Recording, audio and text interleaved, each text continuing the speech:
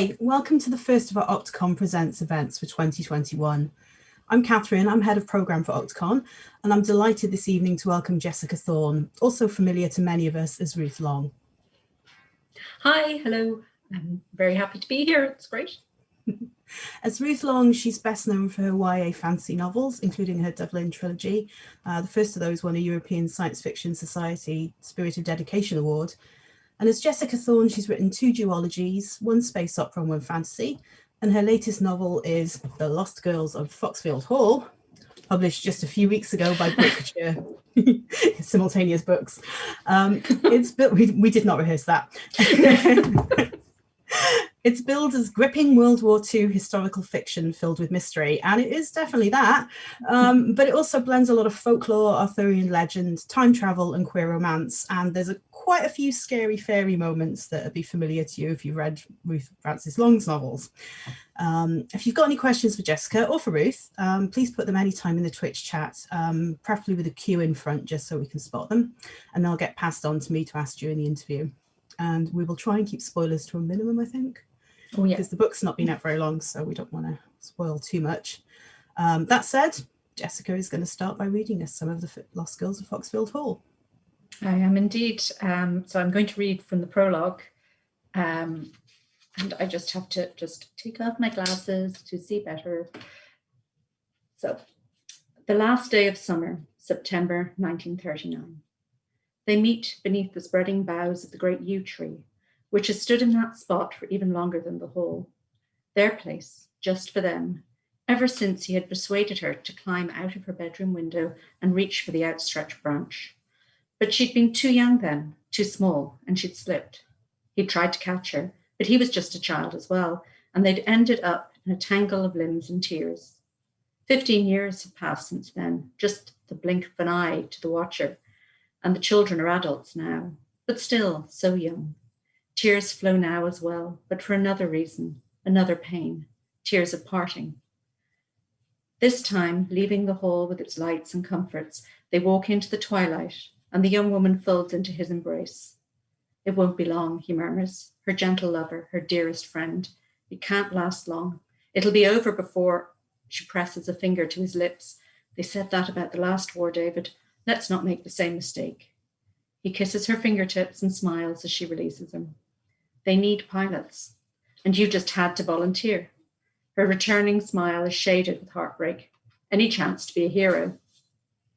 Your hero, always. It isn't forever, and I will come back every possible chance I get. I know you will, I know. She pulls away, but not entirely, because she can't leave him entirely. She still holds his hand. I don't even know what I'm doing here. You're helping your father with the estate. Am I? It doesn't feel like it. I'm lost here. He just wants me home to keep me out of trouble. Keep you out of trouble, Ellie. Whoever could manage that. She tries to smile at his joke. She fails. I should be doing my bit too. There's nothing for me to do here except play Lady of the Manor. What use is that? Nothing? What about that ghost of yours? Weren't you going to find out all about her and track her down? That was your plan. Now you have time. She blushes, looks away. Don't tease, David. Anyway, Father called it a childhood fantasy. But David smiles and gently turns her face back to his. I know you still believe in her. Come with me. They make their way through the gardens hand in hand until they reach the dark wall of the maze, drowning in the scent of yew. But they have no fear, these two. This is their place, and it has been all their lives. They have no notion of the things they should fear that linger in this place. And there in the heart of the maze, in front of the ancient well, she kisses him again. For a time, they lose themselves in each other.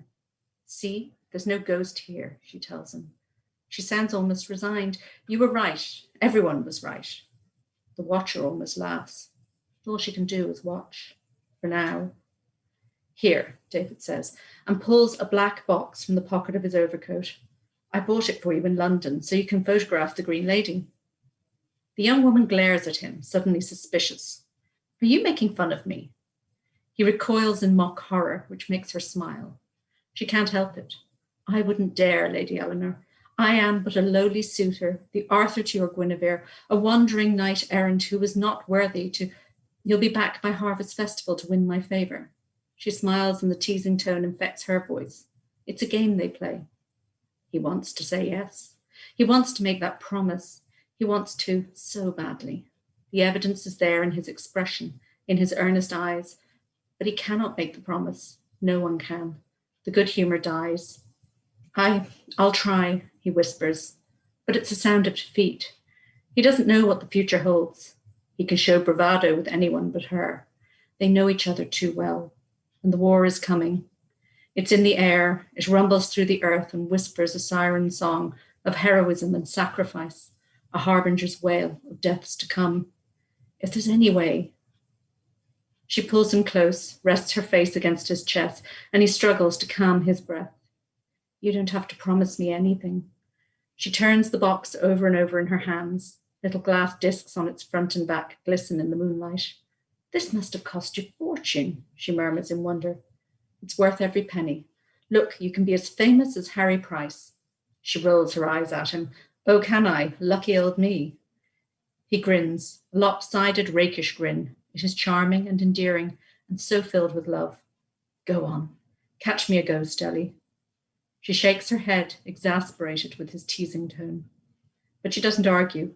Instead, her eyes fill with tears, and she looks up at him. In those glistening blue eyes, the watcher sees the dread, the fear that she will never see him again. She is trying to drink him down, to sear his face into her memory. As easy as that, she says. For you, yes. There's nothing you can't do, my love. I have filmed for you and even a flash. The bulbs are expensive, though, so don't waste them. They're back in the house, in the bag, but I wanted to surprise you. You did, she says, and her voice wavers. She pauses for the longest moment before she seems to pull herself together, making herself brave. Promise me you'll write. He enfolds her in his arms and holds her close, each of them pushing their fears and doubts, their regrets, deep down inside. Whenever I can. My champion, she says in reply, and they laugh at their shared secret joke. Then they kiss again. When they part, their fingertips still cling together like a promise, as if they can't bear to let go. The watcher felt that once, long ago. She longs for it, longs to feel again, to live, to breathe, to love, to be a maiden with a champion of her own. But she refused to betray her love, and she was betrayed by those who should have loved her most, her own blood. She died a sacrifice's death, strangled, drowned, bled dry, a tithe to the land, to power, to the greed of another. And now, bound by ancient magic to the well, encircled and entrapped by a labyrinth of you, all she can do is wait until she can walk again. Step by agonizing step, she drags herself towards the hall under the light of the harvest moon. But one day, she will get home. There you go. That's fabulous. Thank you so much, Ruth. I feel like that the prologue really sets the atmosphere for the story, especially with the maze. It feels like the maze feels like another character within the story a lot of the time. So you have actually introduced one of the main characters, Lady Eleanor, and you've introduced the Watcher in the Maze as well. Can you tell us a bit about Megan, who's the other main character? Okay, so the book is set in two times. So it's set in September 1939, and it's also set in 2019, also in September. So it runs over the same dates in those two times. And in the modern period, Megan is a landscape gardener who has come to Foxfield to work on the gardens there and to restore the maze. That's the sort of main part of her role. She is an expert in restoring historic gardens. And Megan is, of course, like all people, has her own story behind her as well, in that her brother is missing. Sorry. Pardon me. Her brother is missing in action. He's a soldier. And she is really escaping that and escaping her family because she really believes he's gone and her family don't. So she sort of can't sort of stand that, and she feels she's betraying him by doing that. But in order to sort of preserve herself, she is also running away. Yeah. So you hinted at the Watcher in the Maze and that there's a lot more going on, and it ties back to ancient customs, traditions, whatever you want to call them. You've put together a lot of different strands of different kinds of, well, pieces of folklore, as well as mixing in what I found to be a really interesting take on the Arthurian legend. And I could talk about that for quite a while. And I really enjoyed the slight diss against Thomas Malory that was thrown in there. But who doesn't dislike, who doesn't, I can't even phrase it. Who doesn't not like a diss on Thomas Malory?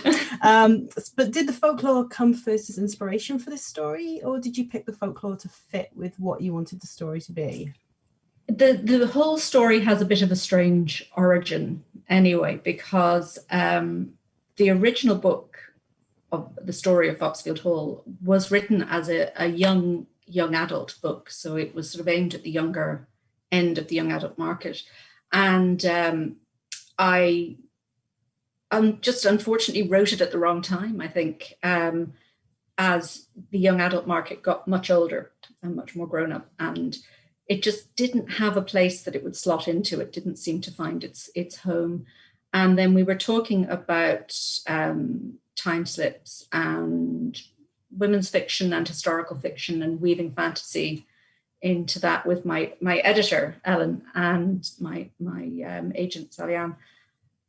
And I suddenly sort of, it occurred to me that I could rewrite it as an adult book. And I'd have to change, obviously, Megan, in one sense, is partly the original character, but now you're talking about an adult woman rather than a teenager, and the same with Ellie, and the time changed as well.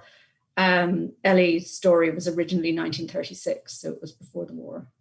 But we moved it up to the beginning of World War II because it just fitted. Suddenly we were talking about missing people and war and all the sort of different elements of what happens when people are left behind, and the sort of mythology behind war and warriors. So it suddenly seemed to slot together even more closely than it had before. So the well and the idea of well worship, which was a very powerful tradition and still is. I mean, up to this day, we have saints' wells now instead, but it's the same wells and the same water sources that are being used. And well dressing is a tradition in the UK and sort of across the island. So it's that's where it came out of. It was the idea of the well and then the idea of the maze. And from writing The Treachery of Beautiful Things, which was a young adult book, as Ruth Frances Long, I'd done an awful lot of research on trees and the mythology behind trees. And I hadn't used the yew at all, but the yew is a fascinating tree, and the mythology of it is amazing. So that sort of came out, and yew is quite frequently used in mazes because it's a really dense hedging, and it's used as, in a sense, for this, what appears to be either quite a frivolous exercise if you look at it one way, or a deeply symbolic one if you look at it the other way. So a lot of the basis of it was there, but it needed to be developed. A lot of the Arthurian stuff actually came with the final version. And again, it was this idea of what is a warrior and what is a champion and what makes a hero. And I think there's an awful lot to look at through the lens of Arthur, who's the great hero of that world. And as it was, just heading into World War II in Ellie's time, it sort of took on different connotations of the once and future king. And then I've always been more interested in the women behind Arthur than Arthur. So that's where the rest of that comes from. Interesting characters in the legend. It was nice to have it not be the usual, Arthur, Guinevere, Lancelot thing going on, which is what I was, when I first read that it incorporated Arthurian legend, I was like, are we going there or are we going somewhere else? And we went somewhere else, and I was extremely happy with the somewhere else. Not that I don't love a good love triangle, but and not saying there isn't one in the book, because maybe there is one in the book, but I'm not going to say. I am known it wasn't to be partial to one. It wasn't that particular one. So. And what you were saying about yew as well, I mean, yew's traditionally planted around graveyards, which always gives it that kind of foreboding feeling without, you know, it being in a maze as well. I found it interesting how the maze changed, obviously, between 1939 and 2019, and it was. This is not really a spoiler to say that there is a time slip, because we've talked about that, but it was an easy shorthand to be able to identify where you were. And I noticed the chapter headings when it was said in the maze at night in a time slip just said the maze at night. They did not say the date and year, which all the other chapters did, which I thought was a really nice touch. So we have actually talked about the folklore, but I can see some of the really important folklore sitting right behind you, and you haven't actually mentioned that. So I haven't mentioned them yet. Because I will, because they're very special. The corn dollies are quite important in the story, and they add an extra layer of creepy, shall we say. These are my corn dollies, and they are very creepy. Yeah. And they regularly upset and frighten my children. So yeah, I've had my parents had these, so I actually have no idea where they came from. They were always in their house. And that sounds ominous in a story in itself, doesn't it? They just arrived.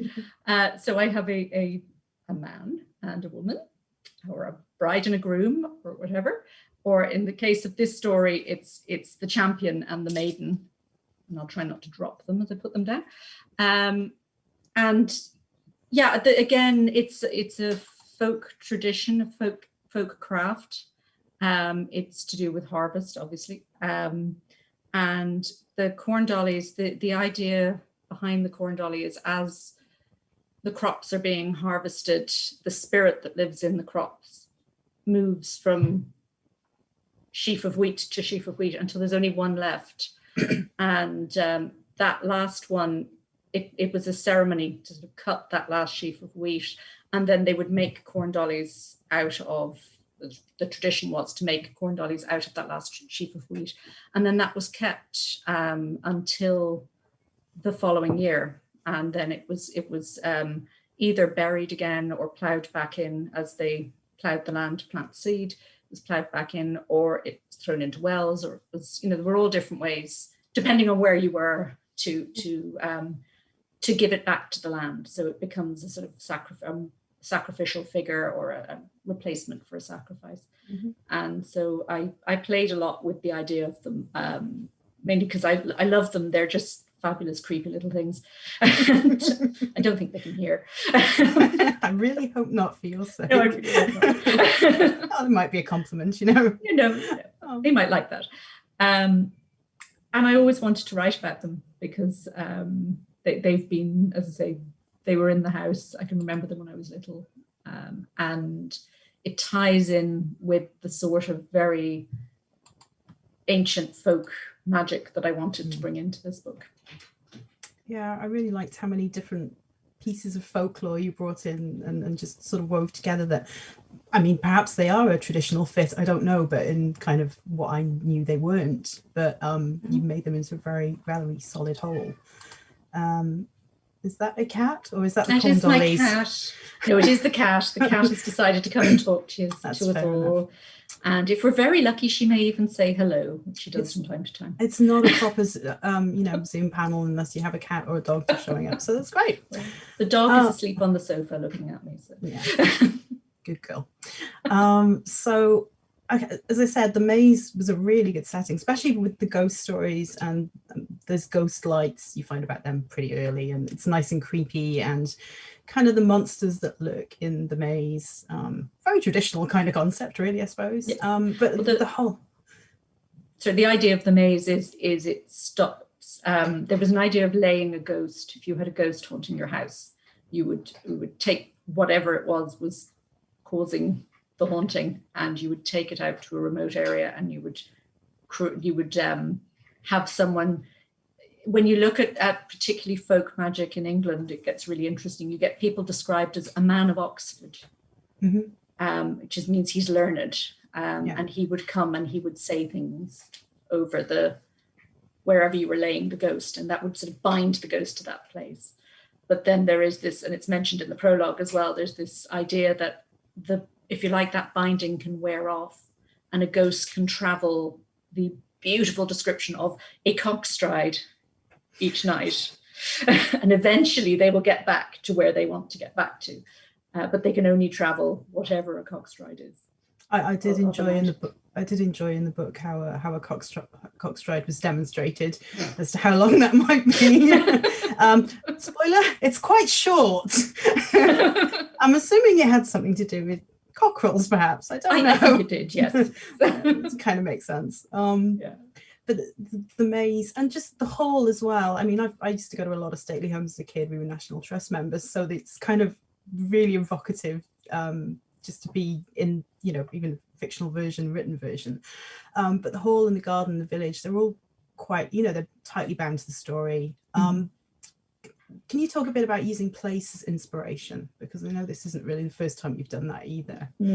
I do. And I feel, I love to write places that feel another character, that feel part of the story and are integral to it. And yeah, Ashley is very much sort of a living, breathing thing in one sense. It's the village. Foxfield Hall is just outside it. So the hall itself, I actually based largely on the house at Bletchley Park, as opposed to all of the huts and the code breaking thing. But the house itself is also fascinating because the original owners of it did in fact collect architecture. And so they were fantastically wealthy, and they'd go off on a trip and they'd come back and say, I saw this marvelous dome, let's stick one on the house. And it's a really mad building. Like if you ever look at it, it beats a fridge magnet. It's like, oh look, let's add a bit here that looks like that minaret we saw.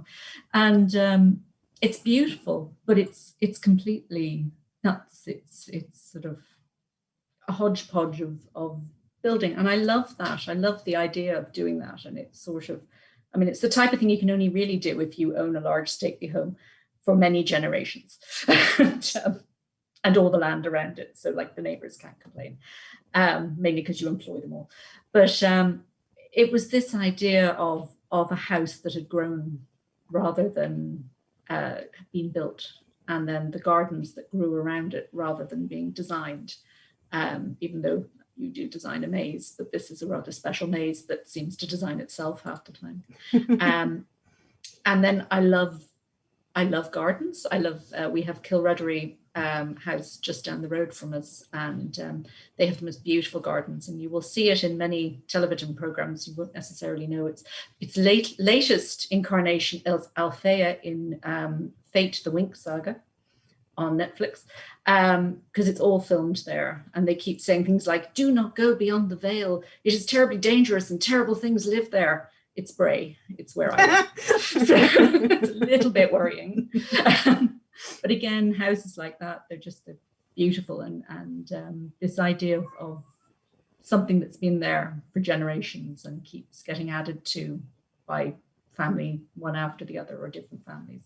It's fascinating. And then, of course, the idea of that sort of building and that sort of history, you have to have a ghost. It's just, you need ghosts in that. But yeah, I'm writing about, up until the current weird times that we live in, this dystopia, I would always try and go and visit the places I was writing about. So when I was writing The Treachery of Beautiful Things, famously, I headed off because I couldn't remember that if there was a gate on the way to Wayland Smithy when you come off the Ridgeway to go to Wayland Smithy. And we went and we found, yes, there was a gate. And I have a lovely picture of my husband standing there going, it's a gate. We've come all this way to see the gate. But I would always go and try and get the feel of a place, and to just sort of to look for little details that make it more real to a reader, particularly someone who knows it, because there's nothing worse than reading or about a place that you know really, really well, or watching a film about a place you know really well, and seeing something that's so blatantly wrong that it just pulls you out of the film entirely, or out of the book entirely. I'm thinking of particular films. So I have a list. I have quite a long list coming from places where things like Doctor Who and Gavin and Stacey get filmed. So yeah, I have a long list as well. And of course, then when I was writing the Dublin books, it was great because I was in Dublin. So, you know, it was kind of handy. I could just go to the places and go and find out whatever I want and go and look up things. So it worked really, really well. So it was a bit more of a challenge with this one because I did have to make an awful lot of it up. And a lot of that was just from remembering trips to other places and going out and visiting places. So every holiday is really a research trip, let's say. And that's, I hope, you know, I'll keep doing that and get to go on holidays again soon. That would be nice. So I want to talk a little bit about the time travel, the time slip. It felt kind of nostalgic to me. It reminded me a lot of like Tom's Midnight Garden and things like that. Oh, there's some noises going on. I don't know if that's just... Sorry about that. I think that's here. Okay, that's all right. It's not me. Yeah. But I mean, there's a lot of ways that time travel stories can work. So obviously you can have where you're not allowed to change the past, or you've got Doctor Who and his fixed points in time, or the Trousers of Time where it splits off. And I was kind of reading Foxfield Hall going, how's it going to work? How are the changes they're trying to make going to work? Because it's, again, not a spoiler that Ellie disappears in 1939. It's on the back of the book. It is on the back of the book. And Megan is trying to find out what happened and to resolve this. And it's like, can she do it, and how is the time travel stuff going to work out, and which ways is she doing it? And I was completely not disappointed, and having reread the book, I'm like, oh right, yeah. So how did you go about constructing the time travel framework? Because it's actually quite, it's not a straightforward one. I mean, time travel never is, but no. Do you know, I don't really know. That's not the right answer, I know. Quick answer. I wanted to play with the idea of, obviously, the things we do in our own lives are going to affect our futures, no matter what. And I loved the idea of, if you like, time as ripples. So if you affect a change, much like the butterfly effect, if you affect a change in one time, it's going to ripple through. But if you're then dealing with time coexisting, and I think the ghost at one point says that all times are one time to her, because she's a ghost. She's outside of time and she's watching it all. And she has a lot to do with what goes on. But I liked the idea of a small change in one time is not necessarily going to have massive changes in the future, but it will change something. And playing with that. And then I did read a lot about closed time-like loops, which is a fabulous concept. And I couldn't hope to explain it now, but that was sort of the idea I used, is that once a new timeline establishes itself, that the other sort of just fades away, and it becomes sort of a memory in the minds of the people. But of course you can change things for the better or for the worse, and once you start changing one thing, you can change an awful lot of things. And the 1939 events are at a very key moment in world history, and of course if they change the wrong thing, if they fiddle with the wrong thing, it's going to all go horribly wrong. And that's essentially what one of the villains threatens to do at one point. It's sort of she can turn around and say to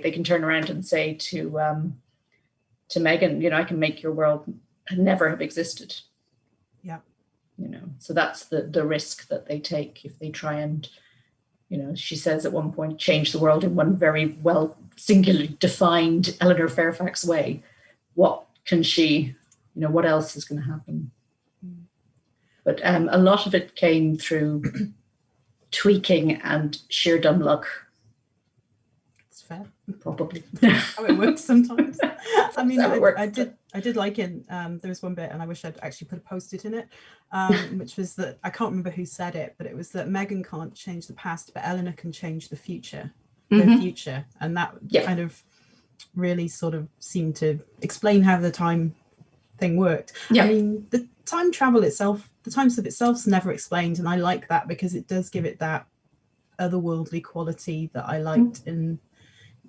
I remember more from children's books, because adult books seem to want to have to explain why there's time travel, and it didn't really feel like it needed it so much. I didn't feel like I'd be able to, and B, I didn't feel like it needed it. I thought it's magic, or it's a ghost, or this sort of thing. It's just unnecessary to the actual thrust of the story. And in the same way that I don't really need to know how a car works in intricate detail in order to drive the car. I know how to drive a car, but I don't know how the engine works. So I don't really feel the need to explain absolutely everything in that respect. I think that's fair. So I'm just deciding which question to ask next. The one I'm going to ask is, your other works certainly recently have been typically space, or secondary world, fit fantasy, or kind of a twist on our world, contemporary world. So did you find writing something set in a historical period needed different techniques for research and things like that, or is it not too bad? Yeah, I was actually terrified of writing it at one point. It was the rewriting of it. I think I'd written this story, so I had the plot, but when I sat down to rewrite it and to bring it in as an adult book and all of that, I suddenly went, what am I doing? I don't write historical. What makes me think I can do that?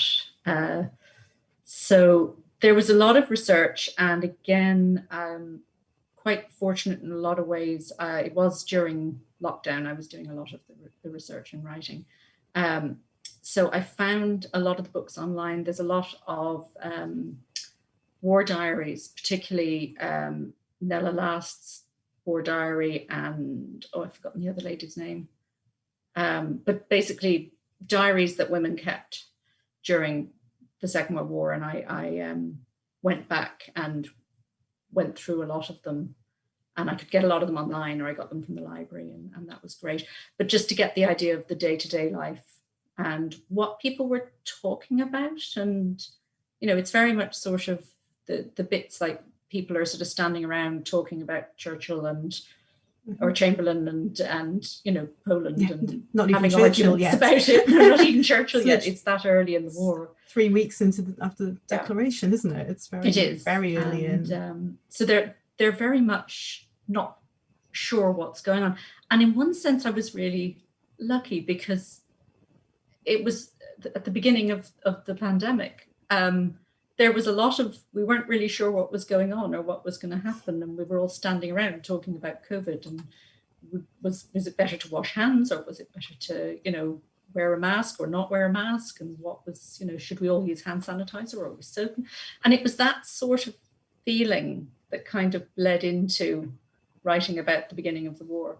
So that helped. And then I watched an awful lot of Foyle's War, all of it twice. I love Foyle's War so much. So it was great, But there's been some really good dramas set at that period as well. And this idea of the people at home and the people outside of cities, there's sort of a lot of stuff to play with there, because it's not the obvious. It's not the soldier at the front, or it's not really about David being a pilot. It's about the people left behind and the people wondering what's happening. And that's the whole core of the book, is what it's about. And it's primarily about women all the way through. So that was how the research happened anyway, mainly.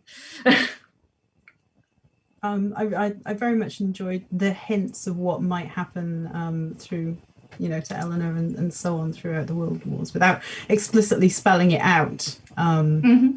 The clues are there. I mean, like her degree in mathematics is a pretty big clue as to where she might end up spending the war should she survive 1939. So I like that quite a lot. I mean, your main characters. So obviously, Eleanor has her mathematics. Megan's got her gardening. There's Nora, who we haven't actually mentioned, who is contemporary. She is Megan's object of interest. And she has her libraries and books, so I don't imagine you needed much research there. But I knew. Yeah. What was the most surprising thing you found yourself researching that you didn't expect to have to start looking up? Moon cycles, weirdly, because I had the harvest moon being the key point. And when I shifted the timing of the book, it all fell apart, because I had, in the original version, the harvest moon was happening on the same day in the 2 years. And because I don't think I'd specified a modern year, it was just a year.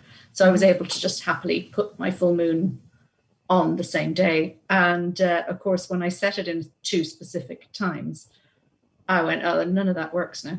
It's all broken. That's well done, Ruth. You've just broken all of it. And but I started researching all of this, and I discovered things like, we've all heard of a blue moon, but there's also a black moon, which is the second night without a moon within a calendar month. A blue moon is the second full moon within a calendar month. You also have a black moon, which is way creepier. And yes. Again, through a moment of glorious synchronicity, I found out that the date, I think it's the 28th of September, I can't remember what date it is in the book, but the date of the full moon in 1939 was the same date as the black moon in 2019. And we were also exactly 80 years apart. So it all sort of tied into this moment where everything slots together in the maze under the moon, or the lack of a moon, which also ties in with the characteristics of some of the supernatural characters in it as well. So it worked, and it was, oh, thank God. And then, time travel and the physics of time travel was head-wrecking. Was the time travel not in the original novel that you'd written then? Or? No, it was, but it was simply magic happens. Okay, fair enough. Mind you, it still is pretty much magic happens. But you had to go read up on it to make sure that was the right kind of magic that was happening. Exactly, that seems fair. Yeah. And as I say, the moons, the way the moons worked became really, really interesting and really quite fascinating. But that was probably the thing that was new to me that I had to look up. But as I say, a lot of it is stuff I've picked up along the way and stuff I have been interested in for a long time. Most writing tends to come from somewhere down, the back of the sofa of my mind, where I've dropped things and fished out again. So, Excellent. Okay. We've got quite a while left, to be honest, and don't worry, I have plenty of questions, but I want to make sure our audience are also sending any questions they want to. Don't forget, you have plenty of time too. If it fits with what we're talking about, I'll ask it straight away, otherwise I'll save it until the end. But please do ask questions, and it doesn't have to be about Foxfield Hall. I'm sure Jessica and or Ruth will be happy to answer. But I've just realized I can't remember if I've been calling you Ruth or Jessica, but we kind of agreed it didn't really matter anyway, so. I'll answer to anything. I think your label on our Twitch stream says Jessica Thorne, so that's official. So I kind of want to go back to what you were saying about Foxfield Hall starting life as a young adult novel. Did you find any particular challenges in rewriting it for a different audience specifically, or marketing category, whichever way you want to look at the difference between YA and adults? Was it? Yeah, and it's not, it's a different style of storytelling. It's a different form of storytelling. I think, for me anyway, I find young adult books are very action driven. So it's plot, and plot points all the time. Whereas I found with rewriting it, I kind of wanted to take a little step back and let the characters breathe and express themselves. It's not that young adult characters don't do that, but it just sort of needed a bit more focus, I think, in the book.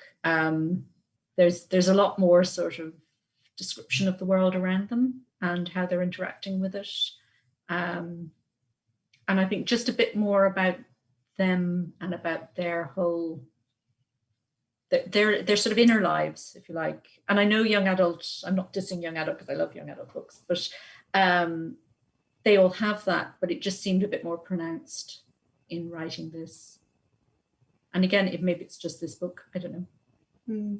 It felt they had very good established relationships.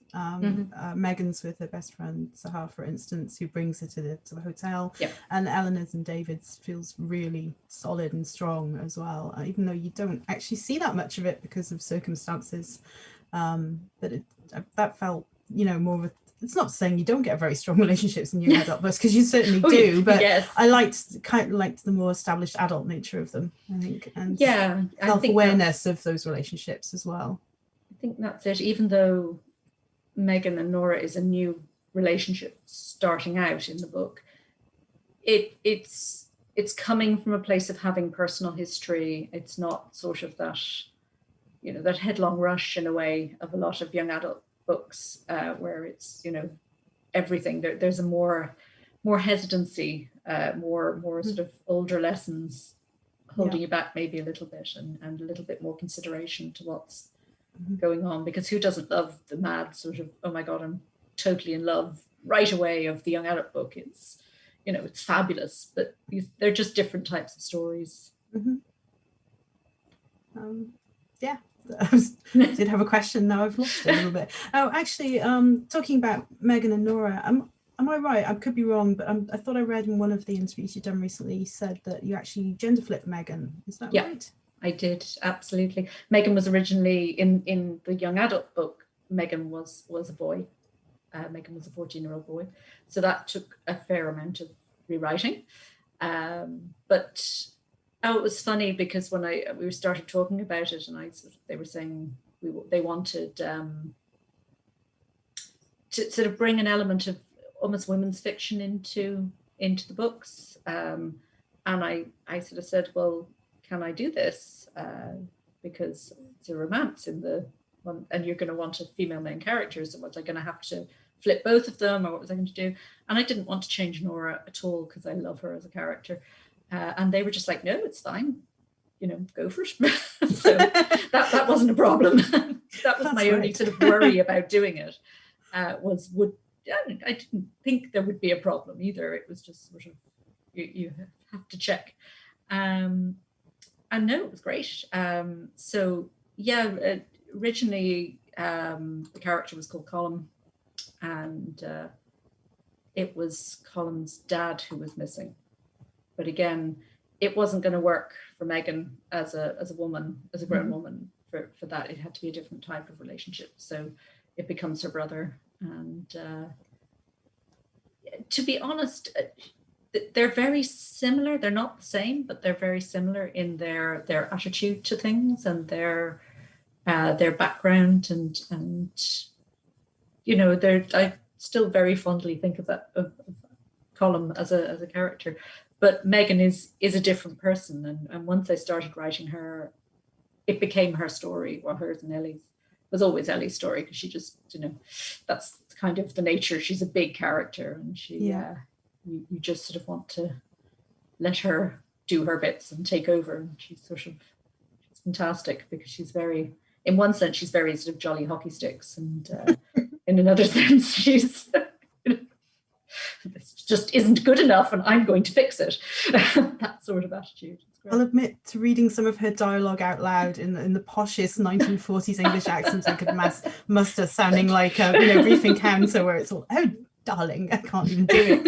It's just such a strange accent to us now, but people did talk like that. So it's absolutely. And Megan's reaction to that as well is quite funny. Just like, really?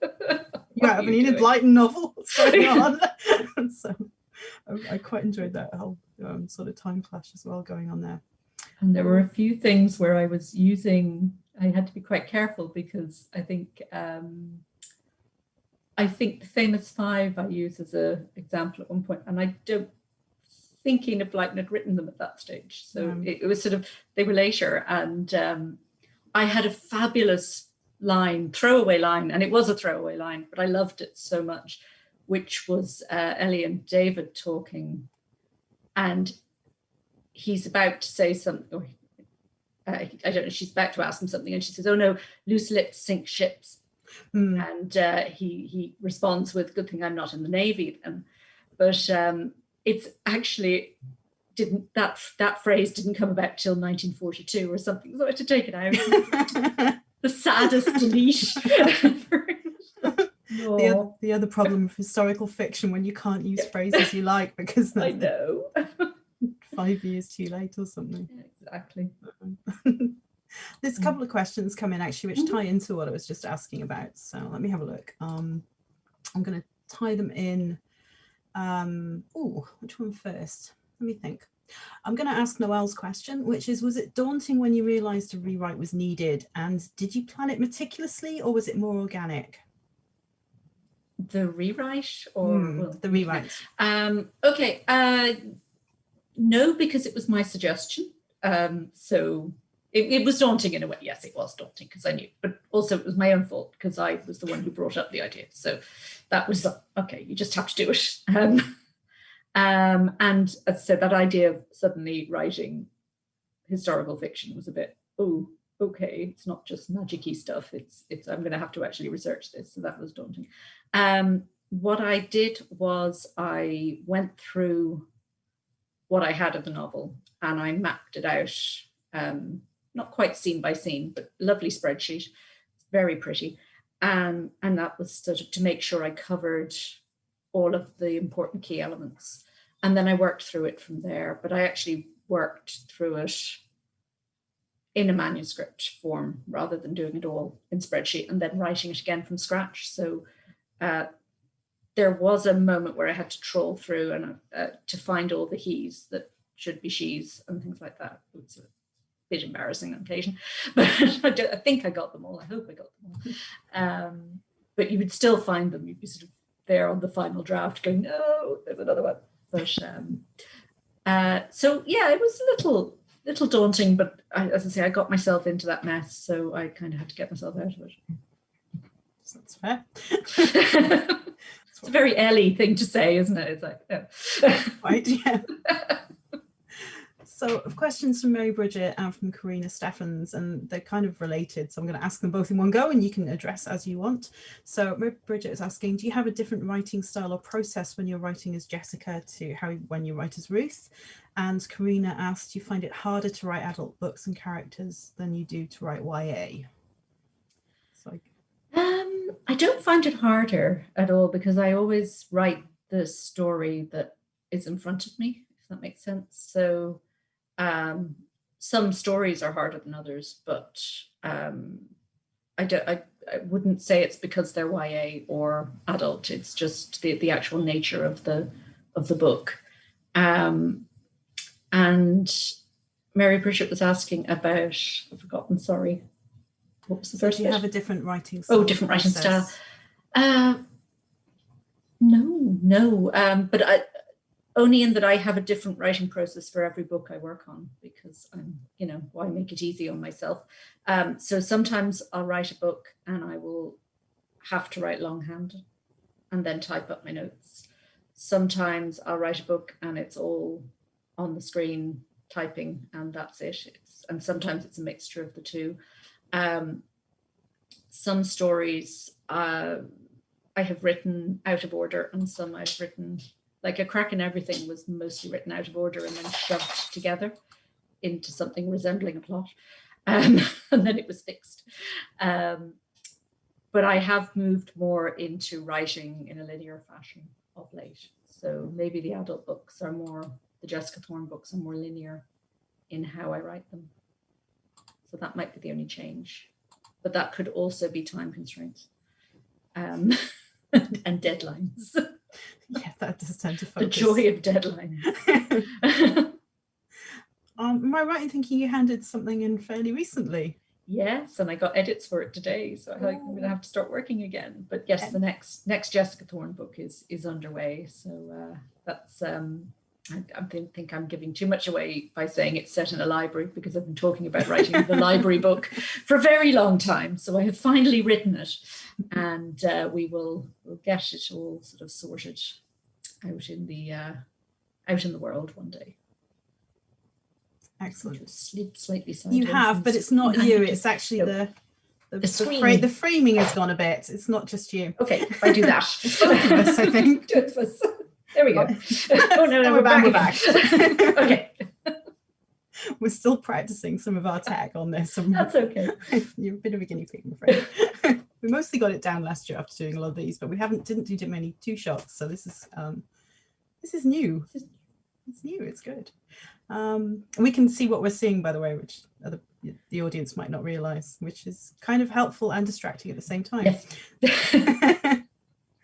And I've completely forgotten what the question I was going to ask was as well. I've been told I've got another 10 minutes. Let's check if we've got any more questions in. We currently don't. I'm not saying I've run out of questions, but I've certainly run out of the ones I had written down. And I could just, gush about the whole book for a bit. That would probably really embarrass you and make you shuffle off to the side again. So, is there anything you want to tell us about the making of The Lost Girls of Foxfield Hall that we haven't covered? What haven't we covered? Oh no, put me on the spot. Trying to think. Post-its. No, it was a very. Where are your post-it notes? You were to have all of these sorted. There was going to be a quiz. No, it's fine. It's already stuff I've asked. It's already, it's all there. What haven't we talked about? I suppose again, we talked about architecture and we talked about the village.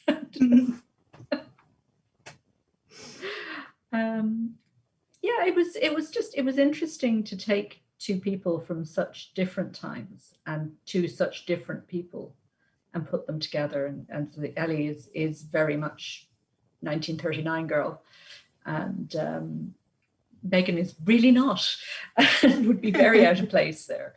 And I think that's part of her utter horror when she fears for a minute that she might be stuck there. Is this idea that I wouldn't survive there, that just wouldn't work. And they were really fun to write, the two of them. They were, that friendship between the two of them that springs up very quickly, but is very powerful. Yes. I love them as characters just for that sort of odd couple nature of the two of them. I feel like you could have picked Ellie up and put her in 2019 and she'd be, a little bit perplexed, but she'd settle in fairly quickly. She'd be fine. She'd be fine. Absolutely fine. But yeah, well, Megan's got other considerations, obviously, for 1939. Yes. But I mean, if you know the right people, she would have been, been all right. She'd be fine. We'll put her in a Sarah Waters novel or something and the Night Watch. Yeah. So would you write more historical? I would, absolutely. But again, it depends on the right story coming up, if that makes sense. So, I mean, I certainly have a few I would love to write and ideas that I'd love to work on. So I'd really like to write another ghost story. I really enjoyed the ghost aspect of this. And I have some ideas about that. And then I have one that's linked in with archaeology, and I'd quite like to write that as well. So that would have historical aspects as well. Mm-hmm. So yeah, but I tend to sort of get vague ideas and then run with them very quickly to come up with a book. So I don't really know what I'm going to be writing next as yet. But those are some of the vague ideas. And then the library book is due. The working title is The Library Tree, and we'll see if that becomes the title. And I think that's due out in September, or maybe I'm due final delivery in September. End of the year. Let's say that. Quite close though. End of the year. It is quite close. I have a lot of work to do. But it's, I'm very excited about that one because again, I have, as anyone who knows me will attest, I have been talking about writing a book set in a library for a very long time. And those who don't know me, I work in a specialist library part-time. So it's an absolute love of mine is rare books and libraries and ancient libraries and all of that. So it all builds into this particular book. I did like the fact you managed to get an old book library into Foxfield Hall. I did. As well as an ordinary village library as well. It was two for the price of one. Extra libraries. Library for everyone. Question from Karina. Are you planning another Queen's Wing book? I have a vested interest in this one as well. I am hoping to now. Unfortunately, with the writing for Bookatcher, the Jessica Thorne books have sort of moved on into a different direction from the Queen's Wing books. So if I do, I will be sorting that out myself, which of course means I need to fit it in. So it's finding the time at the moment. But I would like to write a third one, and there are definitely some loose ends I would like to tie up. But I don't know when. I'm afraid. I don't know when that'll actually be, but I get asked it a lot, and I know there are characters there that people love, so I don't want to leave them hanging, as it were. There's things that need to be dealt with. And I mean, I do have a story to tell, an actual plot, which would be great. So I should probably have them. I should probably hold off on writing fan fiction then. Or at least not show it to you. Oh, don't show it to me. No, I would never do that anyway. I wouldn't do that anyway. There's legal implications aside from anything else. So it's like, not to mention the embarrassment. Just the fact I'd get embarrassed and hide. I think embarrassment factor on both sides, don't worry. I'm just seeing what else we've got come in. Slow Eddie asks what was the Netflix show we mentioned, because he's out of things to watch. That was Fate, the Winx saga, and I believe that's based on a series of YA novels. No, it's based on a cartoon. Oh, a cartoon. The 2000s about fairies. It's enormous fun. I'm not necessarily recommending it. It can be very silly, but it is enormous fun. And my friend Sarah Rees Brennan is writing tie-in novels for it. So that's probably the YA novels you're thinking of. Okay, yeah. But, it's fun and it's pretty. And the people in it are very pretty. And it's a school for fairies. It's a school for fairies. Yeah, it's a school for fairies. No, I haven't seen it, as you can tell. I wouldn't say I would necessarily recommend it, but it is enormous fun. That's fair. Sarah seems to get tie-in novels for things like that, because she also had Chilling Adventures of Sabrina, which is tremendous fun. Yes. Just seeing, Nigel didn't have any questions but is enjoying the chat and says the book sounds interesting, which is very kind of you, Nigel. Thank you. Noelle says hi. I'm just relaying through all the messages we're getting. It's nice to get messages. It's nice to know we've got an audience. Yeah, I've just been given wind it down notice, so this is fine now, because that's okay. As you can tell, I ran out of questions. I didn't mean to. I just didn't answer long enough. Well, you answered them all quite succinct. I can't say. Succinctly. Yeah, I'm not going to try it. Okay. Successfully and briefly, and also answered some of the questions I hadn't got round to asking yet. So that's always kind of like let's not bother with that one then. But no, thank you very much, Ruth. It's been lovely to chat to you. Sorry, Jessica, about The Lost Girls of Foxfield Hall. I really recommend it as a book that is chock full of the good sort of all romance is good. Well, maybe, but definitely the good sort of romance and really good relationships, as well as a lot of folklore, a lot of scary bits. I cried twice. That's not bad, like only a little bit, but, I still cried, and I was also mildly terrified several times, and also to the point I was like, how are they getting out of this, that kind of visceral reaction of, oh my god, what on earth, how is this going to resolve itself? So that's always a good book as far as I'm concerned. I'm just going to wrap up, I guess, then, by saying thank you very much again. Thank you to the audience. Thank you to Risa, who's been our producer, and Mary Bridget, who's been our question monitor on Twitch. Don't forget, OctCon is fully online again this year, on the first weekend of October, and keep an eye on our social media for more info about that. And for more details of our next OctCon Presents event, which we haven't finalised yet, but we're going to be having them throughout the summer, hopefully at least once a month.